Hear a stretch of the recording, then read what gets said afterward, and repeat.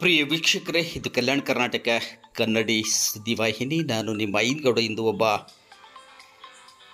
ಮಹಾನ್ ವ್ಯಕ್ತಿಯನ್ನು ನಾವು ಸಂದರ್ಶನ ಮಾಡಿದ್ವಿ ಎನ್ನುವಂತಹದ್ದು ಒಂದು ಹೆಮ್ಮೆ.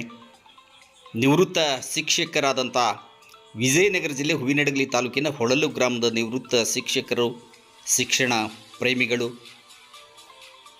ಸಾಕ್ಷರ ಪ್ರೇಮಿಗಳು, ಪರಿಸರ ಪ್ರೇಮಿಗಳು, ಕಲಾವಿದರು, ಲೇಖಕರು, ಸಾಹಿತಿಗಳು, ಅನೇಕ ಪ್ರಶಸ್ತಿ ಪುರಸ್ಕಾರಗಳನ್ನು ಮುಡಿಗೇರಿಸಿಕೊಂಡಂತಹ ಒಬ್ಬ ಜಗ್ಗಿನ್ HD ಜಗ್ಗಿನ್ ಎನ್ನುವಂತಹ ನಿವೃತ್ತ ಶಿಕ್ಷಕರನ್ನು ಸಂದರ್ಶನ ಮಾಡಿದ್ವಿ. ಬಹಳಷ್ಟು ಖುಷಿಯಾಯಿತು. ಇಂದಿನ ಶಿಕ್ಷಣ ನೀತಿಗಳ ಬಗ್ಗೆ, ಮೌಲ್ಯ ಕಳೆದುಕೊಂಡಂತಹ ಶಿಕ್ಷಣದ ಬಗ್ಗೆ,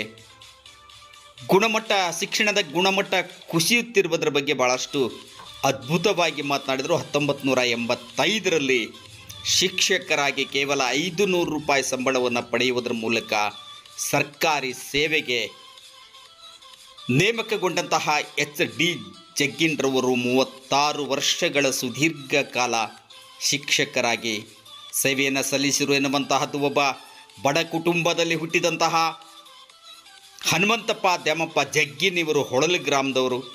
ವಿಜಯನಗರ ಜಿಲ್ಲೆ ಹೂವಿನಡಗಲಿ ತಾಲೂಕಿನ ಹೊಳಲು ಗ್ರಾಮದ ನಿವೃತ್ತ ಶಿಕ್ಷಕರು. ಅನೇಕ ನಿವೃತ್ತಿಯ ನಂತರವೂ ಕೂಡ ಅನೇಕ ಚಟುವಟಿಕೆಗಳಲ್ಲಿ ತೊಡಗಿಸಿಕೊಂಡಂಥವರು. ಸರ್ಕಾರ ಏನೆಲ್ಲ ಯೋಜನೆಗಳನ್ನು ರೂಪಿಸುತ್ತಿದೆ, ಏನೆಲ್ಲ ಯೋಜನೆಗಳನ್ನು ಜಾರಿಗೆ ತರ್ತಾ ಇದೆ, ಆದರೆ ಸಮರ್ಪಕವಾದಂತಹ ಅನುಷ್ಠಾನದ ಲೋಪ ಇದೆ, ಅನುಷ್ಠಾನದ ದೋಷ ಇದೆ ಎನ್ನುವಂತಹದ್ದು HD ಜಗ್ಗಿನ್ರವರ ಅನುಭವದ ಮಾತು. ಸರ್ಕಾರದ ಯೋಜನೆಗಳು ಸರಿಯಾಗಿವೆ.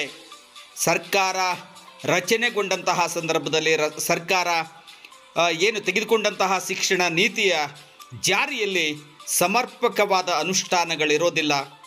ಶಿಕ್ಷಣ ತಜ್ಞರ ಬದಲಾವಣೆ, ಪಠ್ಯ ಪುಸ್ತಕದ ಒಂದು ನೇಮಕಾತಿ ಸಮಿತಿಯ ಬದಲಾವಣೆ, ಹಲವಾರು ಬದಲಾವಣೆಗಳಲ್ಲಿ ಗುಣಮಟ್ಟ ಕುಸಿತಾ ಇದೆ. ಸಮರ್ಪಕವಾದಂತಹ ಕಾರ್ಯಕ್ರಮಗಳು, ಸರ್ಕಾರದ ಕಾರ್ಯಕ್ರಮಗಳು ಅನುಷ್ಠಾನಗೊಳ್ತಾ ಇಲ್ಲ. ಅದರಂತೆಯೇ ಶಿಕ್ಷಕರಿಗೆ, ಇಂದಿನ ಶಿಕ್ಷಕರಿಗೆ, ವಿದ್ಯಾರ್ಥಿಗಳಿಗೂ ಕೂಡ ಒಂದು ಆದರ್ಶ ಉಳಿದುಕೊಂಡಿಲ್ಲ. ಶಿಕ್ಷಕರು ಕೂಡ ಅಷ್ಟೇ ಒಂದು ರೀತಿ ವಿದ್ಯಾರ್ಥಿಗಳಿಗೆ ಬೋಧನೆ ಮಾಡಬೇಕು ಎನ್ನುವಂತಹ ಚಿಂತನೆಗಳಿಲ್ಲ, ಯೋಚನೆಗಳಿಲ್ಲ ಎನ್ನುವಂತಹ ಅನೇಕ ಗೊಂದಲದ ಮಧ್ಯೆ ಎಲ್ಲೋ ಒಂದು ಕಡೆ ಶಿಕ್ಷಣ ಚಿಗುರಬೇಕು, ಶಿಕ್ಷಣ ಇರಬೇಕು, ಅದರ ಗುಣಮಟ್ಟ ಉಳಿಬೇಕು, ಮತ್ತು ಹಳೆ ಕಾಲ ಬರಬೇಕು, ವಿದ್ಯಾರ್ಥಿಗಳು ಮೌಲ್ಯಯುತವಾದಂತಹ ಶಿಕ್ಷಣವನ್ನು ಪಡಿಬೇಕು ಎನ್ನುವಂತಹ ಮಾತನ್ನು ಹೇಳಿದರು. ಒಂದು ಧಾರವಾಡ ಜಿಲ್ಲೆಯ ಗ್ರಾಮ ಹುನಗುಂದ ಗ್ರಾಮ, ತೋಟದ ಹುನಗುಂದ ಗ್ರಾಮದಲ್ಲಿ ತಾವು ಪ್ರಥಮ ಬಾರಿ ಸರ್ಕಾರಿ ಕೆಲಸಕ್ಕೆ ಶಿಕ್ಷಕರಾಗಿ ನೇಮಕಗೊಂಡಂತಹ ಸಂದರ್ಭದಲ್ಲಿ ನಡೆದಂತಹ ಕೆಲವಾರು ಘಟನೆಗಳನ್ನು ಹಂಚಿಕೊಂಡಿದ್ದಾರೆ. ತಮ್ಮದೇ ಆದಂತಹ ಪ್ರಕಾಶನವನ್ನು ತೆರೆಯುವುದರ ಮೂಲಕ ಅನೇಕ ಪುಸ್ತಕಗಳನ್ನು ಕೂಡ ತಮ್ಮ ಪ್ರಕಾಶನದಿಂದ ಹೊರತಂದಿದ್ದಾರೆ HD ಜಗ್ಗಿನ್ರವರು. ಶ್ರೀ ಮೈಲಾರಲಿಂಗೇಶ್ವರ ವಚನಗಳು, 3 ಮಾತುಗಳು ಸೇರಿದಂತೆ ಅನೇಕ ಪುಸ್ತಕಗಳನ್ನು ಸ್ವಂತ ಪ್ರಕಾಶನದಿಂದ ಹೊರತಂದಿರುವಂತಹ ಒಂದು ಹೆಮ್ಮೆ ಕೂಡ.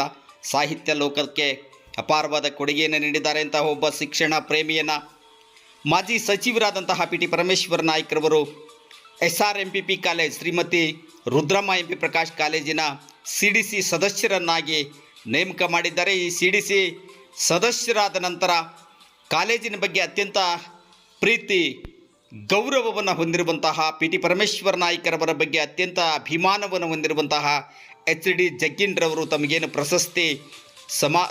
ಪ್ರಶಸ್ತಿ ಸಮಾರಂಭದ ಸಂದರ್ಭದಲ್ಲಿ ನೀಡಿರುವಂಥ 1 ಲಕ್ಷ ಮೌಲ್ಯದ ಪುಸ್ತಕಗಳನ್ನು SRMPP ಕಾಲೇಜಿನ ವಿದ್ಯಾರ್ಥಿಗಳಿಗೆ ಲೈಬ್ರರಿಗೆ ನೀಡುವಂತಹ ಒಂದು ತೀರ್ಮಾನವನ್ನು ತೆಗೆದುಕೊಂಡಿದ್ದಾರೆ.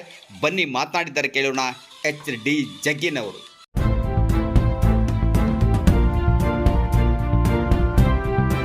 ಕುಟುಂಬದಲ್ಲಿ ಹುಟ್ಟಿದ್ವಿ.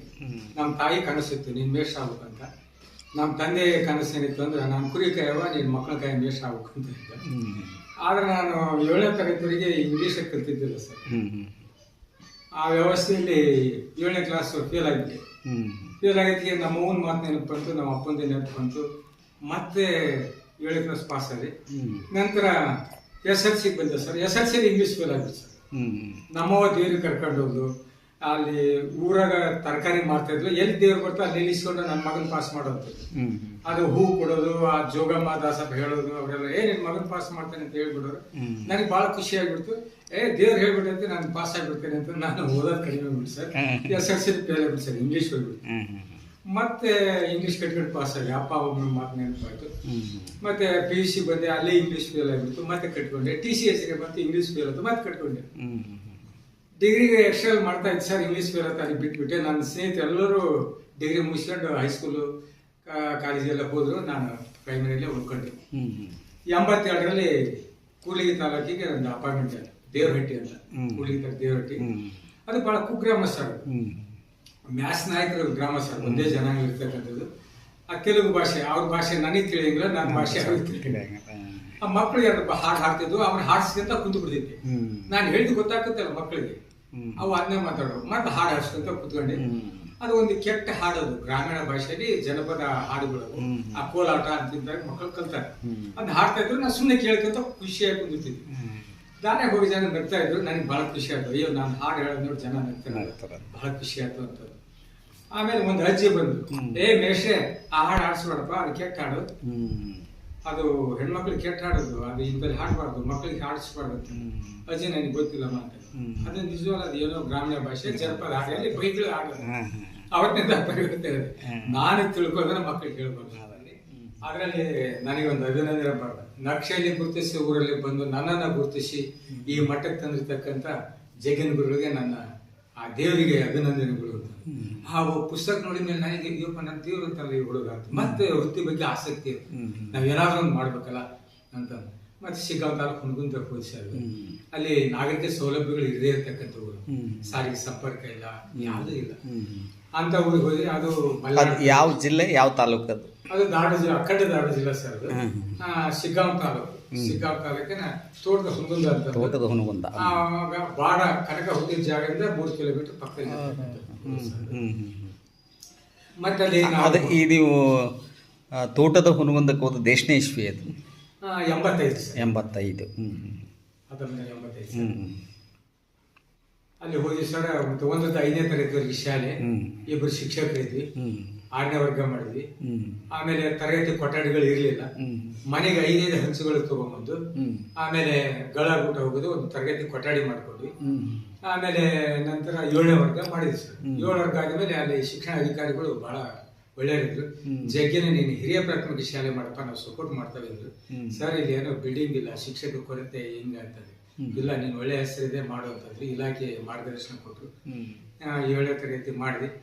ಆಮೇಲೆ ಅಲ್ಲಿ ತರಗತಿ ಕೊಠಡಿಗಳು ಮಾಡ್ಕೊಂಡು ಆಟದ ಮೈದಾನ ಮಾಡೋ ಸಂದರ್ಭದಲ್ಲಿ ನಮಗೆ ಆರ್ಥಿಕ ತೊಂದರೆ, ಗ್ರಾಮೀಣ ಪ್ರದೇಶ, ಮತ್ತೆ ಹುಡುಗರು ಸಂಘಟನೆ ಮಾಡ್ಕೊಂಡು ಒಂದು ನಾಟಕ ಆಡಿದ್ವಿ ಸರ್. ನಾಟಕದಲ್ಲಿ ಟಿಕೆಟ್ ನಾಟಕ ಮಾಡಿದ್ವಿ. ಅವತ್ತು ಅಲ್ಲೊಂದು ಹೋಟ್ಲ ಮಾಡಿದ್ವಿ. ನಾಟಕದ ಹೆಸರು ಏನಾದ್ರು ನೆನಪಾಯ್ತಾ? ಇದೆ ಸರ್, ರೌಡಿ ರಾಜ ಅಂತ. ರೌಡಿ ರಾಜ ಅಂತ. ಆಮೇಲೆ ಆ ಟಿಕೆಟ್ ನಾಟಕ ಆಡೋ ಜೊತೆ ಅದ್ರ ಜೊತೆ ಒಂದು ಹೋಟ್ಲನ್ನು ಇಟ್ವಿ. ಅಲ್ಲಿ ಹೋಟ್ಲಾಗ ಕೆಲವು ಪದಾರ್ಥ ಇಟ್ಟು ಮಕ್ಕಳನ್ನ ನೇಮಕ ಮಾಡಿದ್ವಿ. ಮಕ್ಕಳು ₹1 ವೇಸ್ಟ್ ಮಾಡ್ದಂಗೆ ಅಲ್ಲಿ ಅದನ್ನ ಮೇಂಟೈನ್ ಮಾಡಿದ್ವಿ. ಗಳ ಖರೀದಿ, ಚಹಾ ಕುಡಿದದ್ದು, ತಿಂಡಿ ತಿಂದದ್ದು, ಅಲ್ಲಿ ಸ್ವಲ್ಪ ದುಡ್ಡು ಉಳಿತು ನಮಗೆ. ಆಮೇಲೆ ಟಿಕೆಟ್ ನಾಟಕದಾಗ ಸ್ವಲ್ಪ ದುಡ್ಡು ಉಳಿತು. ಆಮೇಲೆ ಆಟದ ಮೈದಾನ ಸರಿ ಮಾಡ್ಕೊಂಡ್ವಿ, ಅದಕ್ಕೊಂದು ತಂತಿ ಬೇಲಿ ಹಾಕೊಂಡ್ವಿ. ಮತ್ತೆ ಅಲ್ಲಿ ಕೆಲವೊಂದು ಕುಟುಂಬಗಳು ಉಳ್ಕೊಂಡಿದ್ವು, ಅವ್ರಿಗೊಂದು ಜನತಾ ಮನೆ ಕಟ್ಟಿ ಅವ್ರಿಗೊಂದು ವ್ಯವಸ್ಥೆ ಮಾಡಿ ಅವ್ರನ್ನ ಆ ಕಡೆ ಶಿಫ್ಟ್ ಮಾಡಿದ್ವಿ. ಶಿಫ್ಟ್ ಮಾಡಿದ್ರೆ ಆಗ ವಿಶಾಲವಾದ ಆಟದ ಬಯಲಾಯ್ತು. ಬಯಲಾದ್ಮೇಲೆ ಅಲ್ಲಿ ಮಾಡಲ್ ಸ್ಕೂಲ್ 4 ಮಾಡಲ್ ಸ್ಕೂಲ್ ಸರ್, 3 ಕಿಲೋಮೀಟರ್ನಲ್ಲಿ, 3-4 ಕಿಲೋಮೀಟರ್ನಲ್ಲಿ. ಆ ಮಾಡಲ್ ಸ್ಕೂಲ್ ಹುಡುಗರೆಲ್ಲ ನಮ್ಮ ಶಾಲೆ ಬರ್ಲಿಕ್ಕೆ ಎತ್ತಿದ್ರು. ಅವಾಗ ನಾವೇನಿದ್ವಿ, ನಮ್ಮ ಶಾಲೆ ಜಾಗ ಇಲ್ಲಪ್ಪ, ಬೇಸ್ಟ್ ಇಲ್ಲ, ನಾವು ಅಡ್ಮಿಷನ್ ಮಾಡ್ತಾನಿಲ್ಲ. ಅದು ಮತ್ತೆ ಅವರಿಗೆ ಹೋಗ್ತಾ ಹಳ್ಳಿ ಜನ, ನೋಡ್ರಿ ಆ ಹೆಡ್ ಮಾಸ್ಟರ್ ಆತ ಇದನ್ನ ಅಡ್ಮಿಷನ್ ಮಾಡ್ತೀವಲ್ಲ ನಮ್ಮ ಮಕ್ಕಳನ್ನ ಅಂತ. ಅಲ್ಲಿ ಹುಲಿಕಟ್ಟೆ ಹುಡುಗರು, ಸಿಡ್ಲಾಪ್ ಅಂತ 2 ಕಿಲೋಮೀಟರ್, ಅಲ್ಲಿ ಹೋತ್ನಹಳ್ಳಿ ಅಂತಂದು, ಆಮೇಲೆ 3-4-5 ಕಿಲೋಮೀಟರ್ ಹೋಗಿ ಮತ್ತೆ ಕರೆ ಕಳಿಸಿದ್ರು. ಯಾಕ ಅಡ್ಮಿಷನ್ ಮಾಡ್ಕೊಳಂಗಿಲ್ಲ ಅಂತ ನೀನು ಅಂತ. ಇಲ್ಲ ಸರ್, ನಮ್ಮ ಶಿಕ್ಷಕರ ಕೊರತೆ, 2 ಶಿಕ್ಷಕರು, 7 ವರ್ಗ ಶಿಕ್ಷಕರ ಕೊರತೆ, ಕೊಠಡಿ ಇಲ್ಲ ಸರ್, ಏನ್ ಕುಂದಿಸ ನಾವು ಅಂತಂದು. ಸರ್ಕಾರಿ ಶಾಲೆಪ್ಪ, ನೀನು ಅಂಗಳದಾಗ ಕುಂದಿಸಿ ಹಂಗೆಲ್ಲ ಅನ್ನಕ್ ಬರೋದಿಲ್ಲ, ನಾನು ಶಿಕ್ಷಕ ಕೊಡ್ತೇನೆ ಅಂತ. ನಾವು ಪುಣ್ಯಾತ್ಮರು ಎಲ್ಲ ಶಿಕ್ಷಕರು, ಎಲ್ಲ ಶಾಲೆಯಿಂದ ಒಬ್ಬ ಶಿಕ್ಷಕ ಡೆಪ್ಯುಟೇಷನ್ ಮಾಡಿದ್ವಿ. ಫುಲ್ ಟೀಚರ್ಸ್ ಹಳ್ಳೆ ಆಕ್ಟಿವ್ ಕೆಲಸ ಮಾಡಿದ್ವಿ ಸರ್. ಆಮೇಲೆ ನಾವು ಊರಿಗೆ ಅಲ್ಲಿ ಗ್ರಾಮೀಣ ಪ್ರದೇಶ ಮನೆದು ಭಾಳ ಕಷ್ಟ. ಅವಾಗ ಎಲ್ಲೋ ಅಂತಾಗ ಗುಡಿಯ ಹುಡ್ಕೊಂಡ್ವಿ ನಾವು. ಊರದ ಅಡ್ಡಾಡಿದ್ರೆ ಮಕ್ಕಳಿಗೆ ಶಿಕ್ಷಣ ಕಲಿಸೋಕ್ಕಾಗೋದಂತ ಗುಡಿಯ. ಇವರ ಅನುಭವದ ಮಾತುಗಳು ಕೇಳಿದ್ರೆಲ್ಲ. ಒಬ್ಬ ಸರ್ಕಾರಿ ಶಿಕ್ಷಕರು, ಸರ್ಕಾರದಿಂದ ನೇಮಕೊಂಡಂತಹ ಶಿಕ್ಷಕರು ದೇವಸ್ಥಾನದಲ್ಲಿ ತಮ್ಮ ವಸತಿಯನ್ನು ಮಾಡಿಕೊಳ್ತಾರೆ, ಅದನ್ನೇ ಮನೆ ಮಾಡಿಕೊಳ್ತಾರೆ, ಅಲ್ಲೇ ವಸತಿ ಆಗ್ತಾರೆ, ಮಕ್ಕಳಿಗೆ ಪಾಠವನ್ನು ಮಾಡ್ತಾರೆ, ಗರಡಿ ಮನೆಯನ್ನು ನಿರ್ಮಿಸ್ತಾರೆ, ನಾಟಕಗಳನ್ನು ಆಡ್ತಾರೆ, ಭಜನಾ ಸಂಘಗಳನ್ನು ಕಟ್ತಾರೆ, ತೋಟದ ಒಂದು ಹುನಗುಂದ ಎನ್ನುವಂತಹ ಗ್ರಾಮದಲ್ಲಿ ಅನೇಕ ಬದಲಾವಣೆಗಳನ್ನು ಮಾಡುವುದರ ಮೂಲಕ, ಅಷ್ಟೇ ಕಹಿ ಘಟನೆಗಳನ್ನು ಅನುಭವಿಸುವುದರ ಮೂಲಕ ತಮ್ಮದೇ ಆದಂತಹ ಅನುಭವದ ಬುತ್ತಿಯನ್ನು ಹೊತ್ತುಕೊಂಡು ಮತ್ತೆ ಹುಟ್ಟೂರಾದ ಹೊಳಲಿಗೆ ಬರ್ತಾರೆ. HD ಜಗ್ಗೀಂದ್ರವರು ಹುಟ್ಟೂರಾದ ಹೊಳಲಿನಲ್ಲಿ ತಾವು ಓದಿದಂತಹ ಒಂದು ಶಾಲೆ ಏನಿದೆ, ಆ ಶಾಲೆ ಮುಚ್ಚಿ ಹೋಗಿರುತ್ತೆ, ಜಾಗ ಇರೋದಿಲ್ಲ, ಅದು ಬೇರೆ ಕಡೆ ಸ್ಥಳಾಂತರ ಆಗಿರುತ್ತೆ. ಆದರೆ ಆ ಒಂದು ಗುರುತು ಹೆಜ್ಜೆ ಇರಬೇಕು ಎನ್ನುವಂತಹ ಕಾರಣಕ್ಕಾಗಿಯೇ ತಮ್ಮದೇ ಆದಂತಹ ಒಂದು ಸ್ಥಳವನ್ನು ನೀಡಿ ಸರ್ಕಾರದಿಂದ ಶಾಲೆಯನ್ನು ಮಂಜೂರು ಮಾಡಿಸಿ ಅಲ್ಲಿ ಶಾಲೆಯನ್ನು ನಿರ್ಮಿಸ್ತಾರೆ. ಮಕ್ಕಳು ಓದೋದಕ್ಕೆ ಅನುಕೂಲ ಮಾಡಿಕೊಡ್ತಾರೆ. ಪರಿಸರದ ಬಗ್ಗೆ ಭಾಳಷ್ಟು ಕಾಳಜಿಯನ್ನು ಹೊಂದಿದಂಥವರು ಪರಿಸರವನ್ನು ಉಳಿಸೋದಕ್ಕೆ ಹೋರಾಟ ಮಾಡ್ತಾರೆ. ಕನ್ನಡದ ಬಗ್ಗೆ ಕಾಳಜಿಯನ್ನು ಹೊಂದಿದಂಥವರು ಕನ್ನಡದ ತೇರನ್ನು ತಯಾರಿಸ್ತಾರೆ, ಕನ್ನಡದ ರಥವನ್ನು ಎಳಿತಾರೆ. ಸಾಕ್ಷರತಾ ಕಾರ್ಯಕ್ರಮಗಳನ್ನು ಅನುಷ್ಠಾನಗೊಳಿಸುವುದರ ಮೂಲಕ ತಮ್ಮದೇ ಆದಂತಹ ಹೆಜ್ಜೆ ಗುರುತುಗಳನ್ನು ಸಾಹಿತ್ಯ ಕ್ಷೇತ್ರ, ಶಿಕ್ಷಣ ಕ್ಷೇತ್ರ, ಪರಿಸರ ಕ್ಷೇತ್ರ ಸೇರಿದಂತೆ ಹಲವು ಕ್ಷೇತ್ರಗಳಲ್ಲಿ ಬಹುಮುಖ ಪ್ರತಿಭೆಯಾಗಿ ಒಂದು ರೀತಿ ಬಹುಮುಖ ಪ್ರತಿಭೆಯಾಗಿ ಬೆಳೆದಂತಹ HD ಜಗ್ಗೀಂದ್ರವರು ತಮ್ಮ ಅನುಭವವನ್ನು ಹಂಚಿಕೊಂಡಿದ್ದಾರೆ. ಬನ್ನಿ ಕೇಳೋಣ. ಎಲ್ಲ ಒಂದು ಮಾಡಕತ್ತಿದ್ದ ಇದು ಒಂದು ಹತ್ತು ನೋಡಿ ವ್ಯಾಸಕಾರನ ಪೆಟ್ಟಿಗೆ ತಂದಂತ ತಮಾಷೆ ಇರ್ಲಿ ಬಿಡು ಅಂದ್ವಿ. ಆಮೇಲೆ ಇರುತ್ತದೆ ಆ ಹುಡುಗ ತರಬೇತಿ ಕೊಟ್ವಿ. ನಾನೇ ಹಾಡು ಬರೀತಿದ್ದೆ ಸರ್. ಹುಡುಗರು ಅಂದ್ರೆ ಅವ್ರು ಆ ಗ್ರಾಮಸ್ಥರ ಏನು ನಿಮ್ಮ ಸ್ಟೂಡೆಂಟ್ಸ್? ಗ್ರಾಮಸ್ಥರು, ಯುವಕರು. ಆಮೇಲೆ ಭಜನೆ ಸಂಘ ಸ್ಟಾರ್ಟ್ ಆಗಿದೆ ಸರ್. ಮತ್ತೆ 7ನೇ ತರಗತಿ ಮಾಡಿದ್ವಿ. ತರಗತಿ ಕೊಠಡಿ ತೊಂದರೆ ಆಗ್ಬಿಟ್ಟು ಸರ್. ಆಮೇಲೆ ಅಲ್ಲಿ ಏನ್ ಮಾಡೋದು ಅಂತಂದ್ರೆ ಮಾಳಪ್ಪ ಗಡ್ಡೆ ಅಂತಂದು 2 ಮಕ್ಕಳು ಕರ್ಕೊಂಡ್ಬಂದ ಸೇರ್ಸ್ಲಿಕ್ಕೆ. ಸರ್ 2 ಕುರಿ ಕೊಡ್ತಾನೆ, ನಾನು 5,000 ಕುರಿ ಅದಾವು, ತಿಂಗಳಿಗೆ 2 ಕುರಿ ಕೊಡ್ತಾನೆ ಇಬ್ರು ಮೇಷ್ಟ್ರಿಗೆ. ನೀವ್ 2 ಹೋಗಿ ಸಾಲಿ ಕಲ್ಸ್ಬೇಕು ಅಂತ. ಕುರಿ ಬೇಡಪ್ಪ, ನಮ್ಗೆ ಏನೋ ಒಂದು ಕೆಲಸ ಮಾಡ್ಕೊಡ್ತೀನಿ ಏನಾದ್ರು, ನೀವೇನ್ ಹೇಳ್ತೀನಿ ಮಾಡ್ಕೊಡ್ತಾರೆ ತೋಡಿ ಅಂತ. ಆಮೇಲೆ ಏನ್ ಮಾಡಿದ್ವಿ ಅಂದ್ರೆ ಸರ್, ಒಂದು 25 ಬಿಡು ಮಣ್ಣಲ್ಲಿ ಮುಚ್ಚಿಬಿಟ್ಟಿದ್ರು. ಏನೋ ಕಾಲಾಂತರ ಮುಚ್ಚಿ ಹೋಗ್ಬಿಟ್ರೆ ಅಲ್ಲಿ ವೀರಶೈವ ಸಮಾಜ ಕಡಿಮೆ ಇತ್ತು, ಎಲ್ಲ ಹೊರ ಕಡೆ ಇತ್ತು. ಮರಾಠ ಇರೋದ್ರಿಂದ ಯಾವ ಕಾರಣಕ್ಕೆ ಮುಚ್ಚಿದ್ರೆ ಗೊತ್ತಿಲ್ಲ, ಮುಚ್ಚಿದ್ರು. ಆಮೇಲೆ ಏನಾಗ್ಬಿಡ್ತು, ಅದನ್ನು ಸ್ವಲ್ಪ ಗಾಡಿ ರಿಪೇರಿ ಮಾಡಿದ್ರೆ ಅಲ್ಲಿ ಒಂದು ತರಗತಿ ನಡೀಲಿಕ್ಕೆ ಸಾಧ್ಯತೆ ಐತೆ ಅಂತಂದು ಮಾಳಪ್ಪ ಅಂತ ಒಬ್ರು, ಆಮೇಲೆ ಶಿವಂದ್ರ ಗೌಡ್ರು ಅಂತ ಒಬ್ರು, ಇಬ್ರು ಅದೇ ಊರಲ್ಲಿ ಅವರು ಗೌಡ್ರು, ಸೋಮಗೌಡ, ಇವ್ರ ಬಂದರು ಭಕ್ತ. ಈಗ ಮಕ್ಕಳು ಸೇರ್ಸಕ್ ಬಂದ ಅವ್ರಿಬ್ರು ಆದ್ಮೇಲೆ ಆ ಗುಡಿ ರಿಪೇರಿ ಮಾಡ್ಕೊಡ್ಬೇಕು, ಬೋರ್ಡ್ ಮಾಡಿಕೊಟ್ರೆ ನಾವು ಶಾಲೆ ಕಲಿಸ್ತೇವೆ. ಮಾರನೇ ದಿವಸನ ಒಂದು ಟ್ರ್ಯಾಕ್ಟರ್ ಉಸುಗ ಒಂದು ಸಿಮೆಂಟ್ ತಗೊಂಡ್ರೆ ಅಲ್ಲಿ ಒಂದು ಕಾಂಟ್ರಾಕ್ಟ್ ಮಾಡ್ತಿದ್ರು. ಅವ್ರೊಂದು 10-20 ಸಿಮೆಂಟ್ ಕೊಟ್ಟರು, ಭಾಳ ಕೋಲ್ ರೆಡಿ ಆಯ್ತು ಸರ್. ಆಮೇಲೆ 2 ಹುಡುಗ ಕಳ್ಸಿದ್ರಲ್ಲ ಸರ್, ಆ ಹುಡುಗ ಕುರಿ ಕಾಯಕ್ಕೆ ಅಡ್ಡಾಡವು ಶಾಲೆ ಕುಂದ್ರವ್ರು ಹಿಂಗ್ ಹಾರಿ ಹೋಗ್ಬಿಟ್ರ ಇಡೀ ಶಾಲೆ ಬೆನ್ನತ್ತಿ ಸಿಗ್ತದೆ. ಹೋಗಿ ಮರ ಹಾಕ್ಬಿಡೋದು, ಅವ್ ಶಾಲೆ ಮುಗೀತು. ಮತ್ತೆ ಅವ್ರಪ್ಪ ಮೇಸಿಗೆ ಶೆಟ್ ಅಂದ ಅವನು ತಂದು ತಗೊಂಡ್ಬಂದು ಮತ್ತೆ ಬೆಳಗ್ಗೆ ಹಿಡ್ಕೊಂಬರ. ಹುಡುಗ ಒಳ್ಳೆ ಶಾಂತ ಇದ್ರು ಸರ್, ಶಾಲೆ ಕುಂದ್ರದ ಆಗೋದು ಅವ್ರಿಗೆ. ಆಮೇಲೆ ಏನ್ ಮಾಡಿದೆ, ಇವ್ರನ್ನ ಆಟದಲ್ಲಿ ತೊಡಸ್ಕೊಂಡ್ಬಿಡೋಣ ಅಂತಂದು ಅವರಿಗೆ ಆಟಕ್ಕೆ ತೊಡಸ್ಕೊಂಡು ಸರ್ ಕ್ಯಾಪ್ಟನ್ ಮಾಡಿದೆ. ಕಬಡ್ಡಿ ಕೋರ್ಟ್ ಹಾಕಿದೆ. ನಾನು ಸ್ಟೇಟ್ ಲೆವೆಲ್ ಪ್ಲೇಯರ್ ಸರ್, ನಾನು ಕ್ರೀಡಾಪಟು. ಅದು ಮಕ್ಕಳಿಗೆ ಕ್ರೀಡಾ ತರಬೇತಿ ಕೊಡ್ತಾ ಇದ್ದೆ. ಆ ಹುಡುಗ ಟೀಮ್ ಕ್ಯಾಪ್ಟನ್ ಆಗಿ ಕಬಡ್ಡಿ, ಖೋ ಖೋ, ಆಮೇಲೆ ವೈಯಕ್ತಿಕ ಆಟಗಳಲ್ಲಿ ತಾಲೂಕು ವಿಭಾಗ ಮಾಡಿದಾಗ ಅವರ ಪ್ರೈಸ್ ತಗೊಂಡ್ಬಂದ್ಬಿಟ್ಟು ಅಲ್ಲಿ ದಾಡು ಜಿಲ್ಲೆಯಲ್ಲಿ ಇಂತಿಂತ ಬಹಳ ಮೆಡಲ್ ಹಾಕಿ ಬಹಳ ಬೆಂಬಲ ಕೊಡ್ತಕ್ಕಂಥದ್ದು. ಇವಾಗ ಓಸು ಇದು ಹಾಕಿ ಅವ್ರ ಅಪ್ಪಂತ ಹುಡುಗಿನ, ಅಯ್ಯೋ ನನ್ನ ಮಗ ಕಂಡೆ ಬಿಟ್ಟು ಶಾಣೆ ಸುಳೆ ಮಗ ಸಾಕು ನನ್ನ ಜೀವನ ಅಂತಂದು ಅವ್ರ ಸಂಚಾರಿ ಕೂಗುರು ಸರ್. ಅವರು 2 ಟೈಗರ್ ಕ್ವಶನ್. ಆಮೇಲೆ ಅದು 20 ಮನೆ ಇಟ್ಟದ ಊರು. ಆ ಟ್ರ್ಯಾಕ್ಟರ್ ಬಾಳಿ ಕಂಬ ಕಟ್ಟಿ ಅದ್ರ ಒಂದು ಅಷ್ಟು ಬೆಂಚಿ ಹಾಕಿ ಮೆರವಣಿಗೆ 2 ಟ್ರ್ಯಾಕ್ಟರ್ ಬಂಕಾಪುರದಾಗ ಒಂದು ಟ್ರ್ಯಾಕ್ಟರ್ ಟೈಗರ್ ಒಂದು 500 ರೂಪಾಯಿ ಕೊಟ್ಟಾಗ ಬ್ಯಾಂಡ್ ವಜೆ ಬರ್ಸಕ್ಕೆ ಅವ್ರು ಬಂದ. ನಾನು ತಾಳಿ ಕೊಟ್ಟಿ ಅಂತ 2 ಮೇಷ್ ಹೋದ್ವಿ. ಏನೋ ದೇವ್ರು ಮಾಡ್ಯಾರ ಕುರುಬರು ಉಣ್ಣಕ್ಕಾಗಲ್ಲ ಕೂಡ ಅಂತ ನಾವು ಹಂಗೆ ಮಾತಾಡ್ತೀವಿ ಅಂತ ಕುತ್ಕೊಂಡ್ವಿ. ಮತ್ತು ಅವರೆಲ್ಲ ನಾ ಸುದ್ದ ಮೇಷ್ಟ್ರ ಅಂತಂದ್ರೆ ಏನಮ್ಮಪ್ಪ ಅಂತ ಯಾತ್ರಿ ಅಂತ ಯಾಕಂತಂದ್ರೆ ಮೆರವಣಿಗೆ ಅಂತಂದ. ಯಾಕೆ ಮೆರವಣಿಗೆ ಅಂತಂದ್ರೆ ನಮ್ಮ ಅಣ್ಣನ ಕಂಡಬಿಟ್ಟು ಶಾಣೆ ಸುಳ್ಳ ಮುಗಿದು ಮಾಡಿದ್ರಿ ಮೇಡು ತಂದ ನಾವು ಅವನಿಗೆ ಮೆರವಣಿಗೆ ಐತಿ ನೀವು ಗುರುಗಳು ಹಾಕ್ಬೇಕು ಅಂತ ತಾಳಿಕೊಟ್ಟೆ ಏನು ಕಲ್ತಿಲ್ಲಿವ ಆಟದಾಗ ತಂದ ಕೇಳಿದ್ರಿ ಸುಮ್ಮನೆ ನಡೆಯೋ ಮನೆ ಕುತ್ಕೊಂಡೆ ಹೇಳಿದ್ರಿ ಮಾರೇ ದಿವಸ ಆ ಹುಡುಗರಿಗೆ ಬದಲಾವಣೆ ಆಗ್ಬೇಕು ಸರ್ ನನಗೆ ಶಾಲೆ ಕಲಿಸ್ಬೇಕು ಸರ್ ನಾನೇನು ಕಲಿತೀನಿ ಸರ್. ಆಮೇಲೆ ಏನು ಅವಿರ್ಬಂದ್ರ ಕೂಡ ಏನಿದೆ ಸರ್ ಸಾಕ್ಷಾತ್ ಅಂದೋದಾಗ ಇಷ್ಟಿಷ್ಟು ಚಾಪೀಸ್ ಬುಕ್ ಇರ್ತದೆ ಅವ್ನಿಗೆ ಚಾಪೀಸ್ ಕೊಡ್ತಿದ್ದೆ ಒಂದು 5 ಚಾಪೀಸ್ ಮೊದಲು ಒಂದು ಸೊನ್ನೆ ಹಾಕಿ ಗುಡಿ ತುಂಬ ಬರೀಬೇಕಂತ ಹೇಳಿ ಬಂದ್ಬಿಟ್ಟು ಅವ್ ಬಡ್ದು ಓಡಿ ಬಂದ್ರು ಸರ್ ಬಡ್ಯ ಮುಗಿಸೇರಿ ಅಂತ ನನಗೆ ಕುತೂಹಲ ಇತ್ತು. ಆಮೇಲೆ ಓ ಆಯ್ತು. ಆಮೇಲೆ ಓ ಬರ್ದು ಕೆಳಗೊಂದು ಗೆರಿ ಎಳಿ ಎಡಕ ಅಂತಂದು ಅದು ಪಿ ಆಯ್ತು. ಆಮೇಲೆ 2 ಗೆರಿ ಎಡ್ದು ಒಂದು ಹಲ್ಲಿನ ಎಣಿ ಹಾಕಂತಂದು ಹೆಚ್ಚ ಒಂದು ತೋಳು ಹಾಕಿ 2 ತೋಳು ಹಾಕಿ ಮೇಲೆ ಒಂದು ತೆಳಗೊಂದು ಎಫ್ ಆಯ್ತು.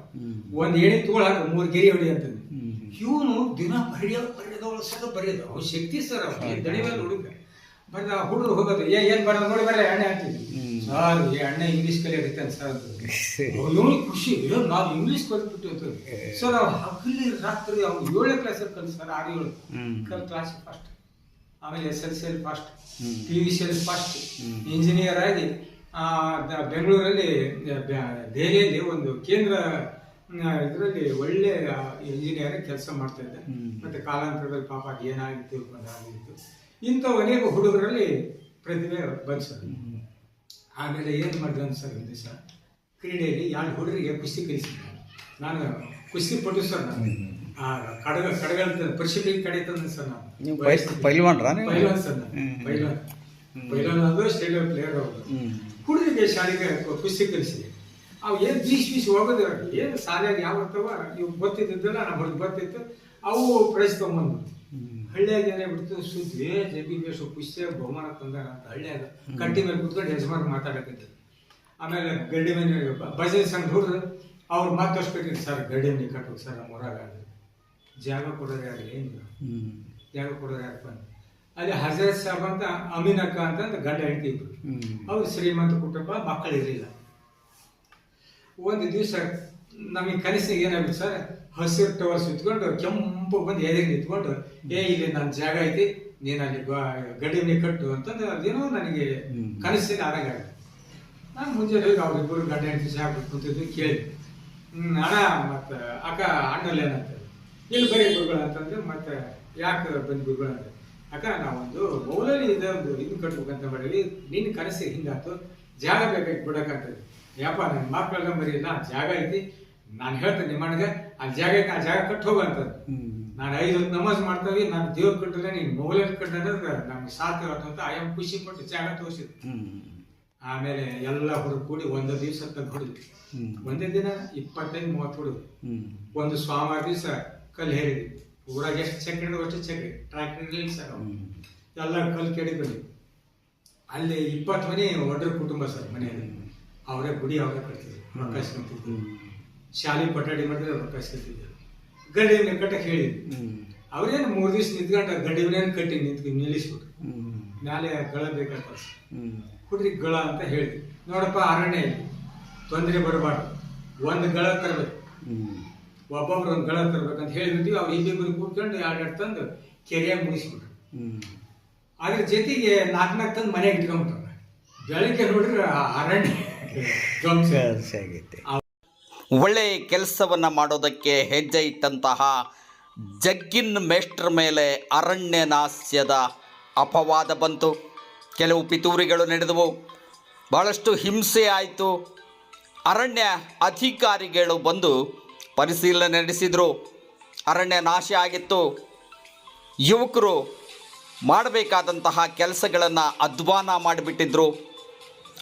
ಅರಣ್ಯದಲ್ಲಿ ಗಿಡ ಬೊಂಬುಗಳೆಲ್ಲ ಕಡಿದಿದ್ದರಿಂದ ಅರಣ್ಯ ಕಡಿದು ಮಾರ್ತಾ ಇದ್ದಾರೆ. ಜಗ್ಗಿನ ಮೇಷ್ಟ್ರು ಗಿಡ ಮರಗಳನ್ನೆಲ್ಲ ನಾಶ ಮಾಡ್ತಾ ಇದ್ದಾರೆ ಎನ್ನುವಂತಹ ಅಪವಾದ ಆರೋಪ ಜಗ್ಗಿನ ಮೇಷ್ಟ್ರ ಮೇಲೆ ಬಂತು. ಮುಂದೇನಾಯಿತು ಅನ್ನುವಂತಹದ್ದನ್ನು ಕೇಳೋಣ ಬನ್ನಿ. ಅಂತ ರೆಡಿ ಮಾಡ್ದಂಗೆ ಉಳಿಸಿದ್ವಿ ಸರ್.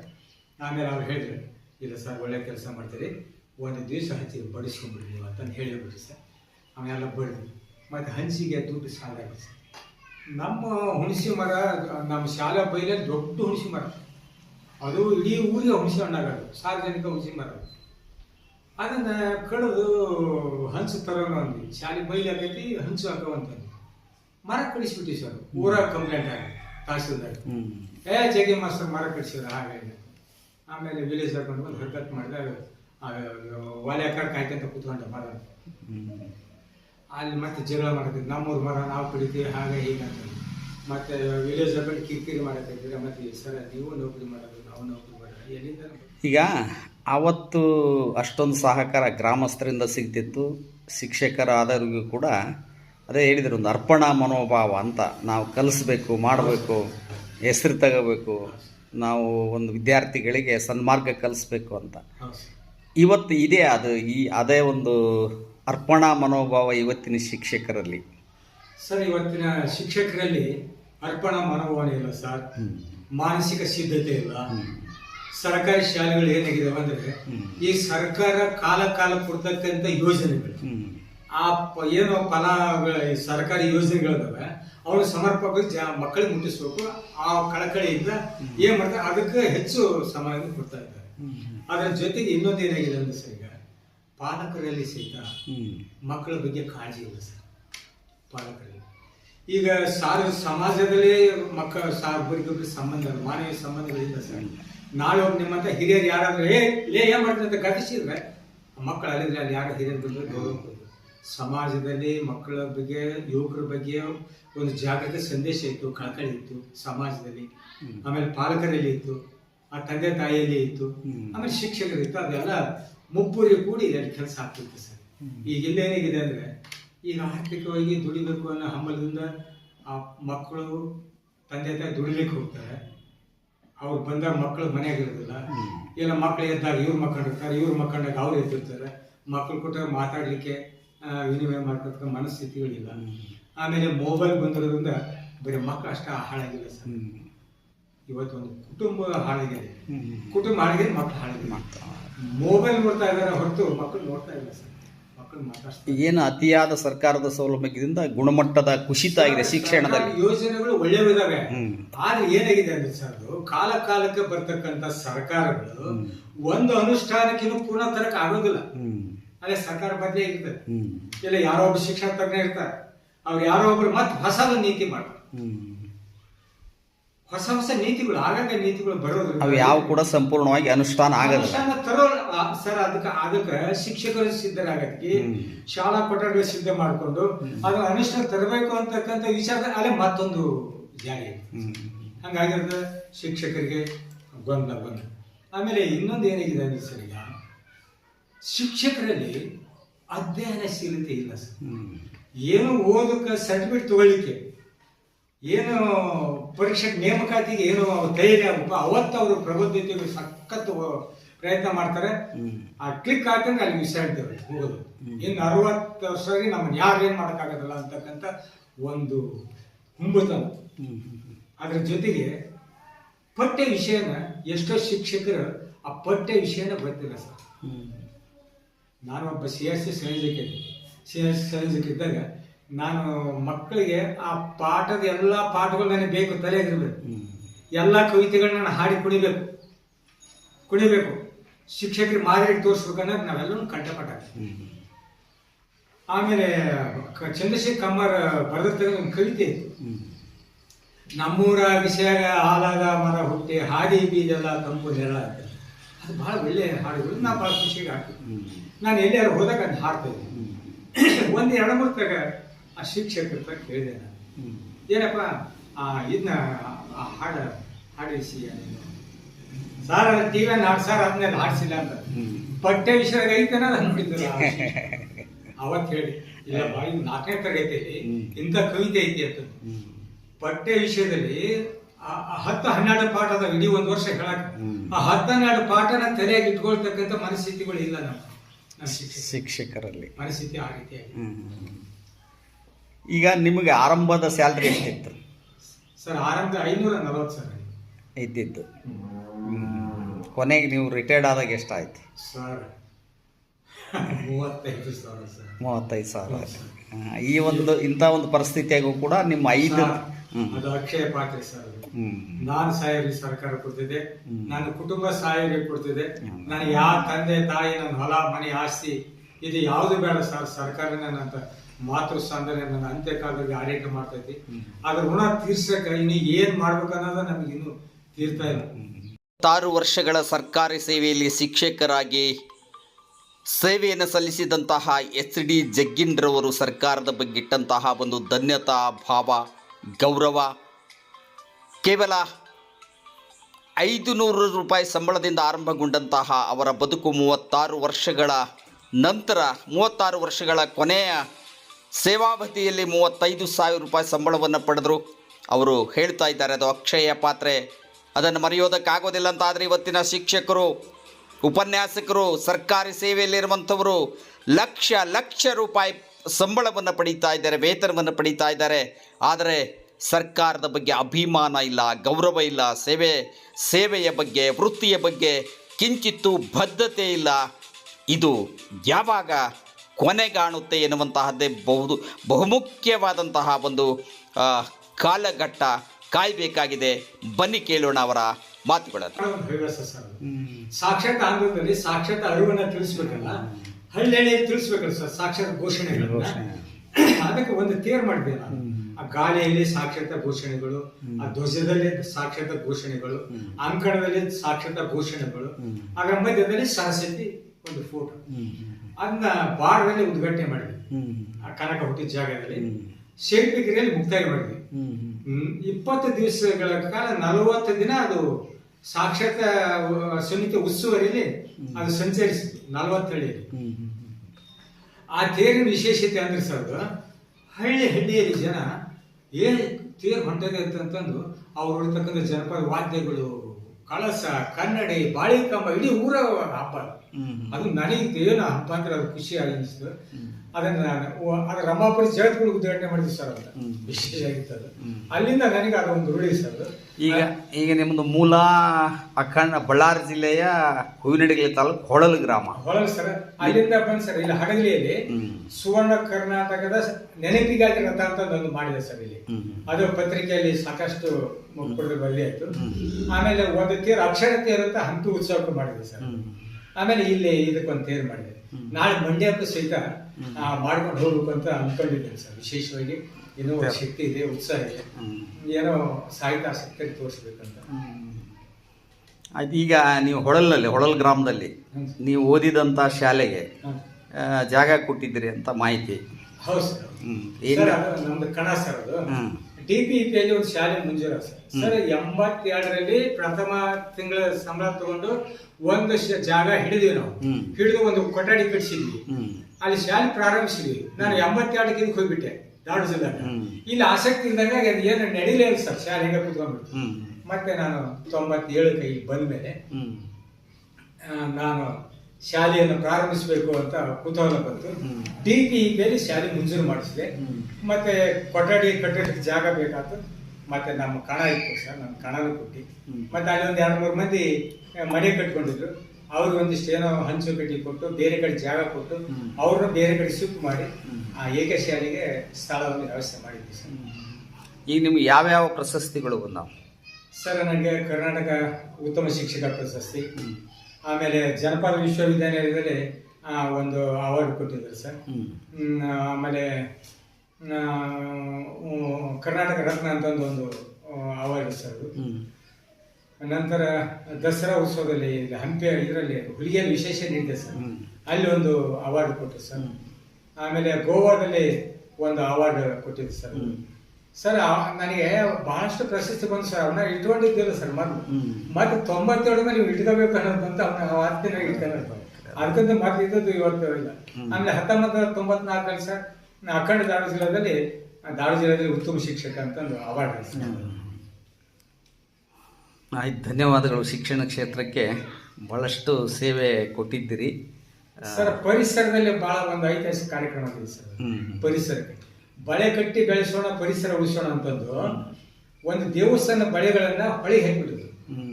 ಅವು ಒಂದು 10,000 ಬಳೆಗಳು. ಎಲ್ಲಿ ಅದು ಇಲ್ಲಿ ಹೊಳಿಗೆ ಸರ್ ದೇವ್ರ ಗುಡಿನ ಬಳಸಬಾರ್ದು ಅಂತ ದೇವ್ರು ಕಲೆಕ್ಟ್ ಮಾಡ್ತಾರೆ. ಅಲ್ಲ ಹೊಳೆಯಲ್ಲಿ ತುಂಗಭದ್ರಾ ಇದೆ ಸರ್.